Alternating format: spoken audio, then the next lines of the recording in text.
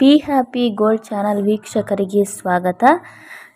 February ತಿಂಗಳಿನ 15ರಿಂದ 31ರವರೆಗೆ ಹೇಗಿದೆ ಎಂದು ನೋಡೋಣ ಬನ್ನಿ. ಮೊದಲಿಗೆ ಮೇಷರಾಶಿ. ಫೆಬ್ರವರಿ ತಿಂಗಳಿನಲ್ಲಿ ಮೇಷರಾಶಿಯವರಿಗೆ ನಿಮ್ಮಲ್ಲಿನ ಆತ್ಮವಿಶ್ವಾಸ ಯಾವುದೇ ಕೆಲಸವನ್ನು ಆರಂಭಿಸಲು ಪ್ರೇರೇಪಿಸುತ್ತದೆ.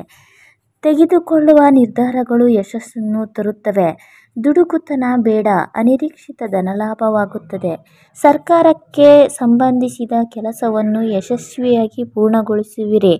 ಮಹಿಳಾ ವಕೀಲರಿಗೆ ಶುಭ ಕಾಲವಿದು.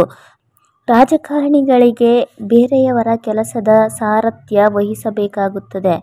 ಶಿಕ್ಷಕರಿಗೆ ಉತ್ತಮ ಫಲ ದೊರೆಯುತ್ತದೆ. ತಲೆನೋವು, ಉಸಿರಾಟದ ತೊಂದರೆ ಕಾಡಬಹುದು. ಸ್ವಗೃಹ ಭೂಲಾಭವಾಗುತ್ತದೆ.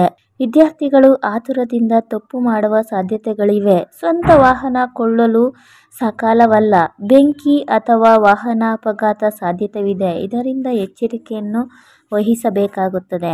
ಆದಾಯದಲ್ಲಿನ ಕೊರತೆ ಆಗುತ್ತದೆ. ವಾಸಸ್ಥಳದ ಬದಲಾವಣೆ ಸಾಧ್ಯತೆಗಳಿವೆ.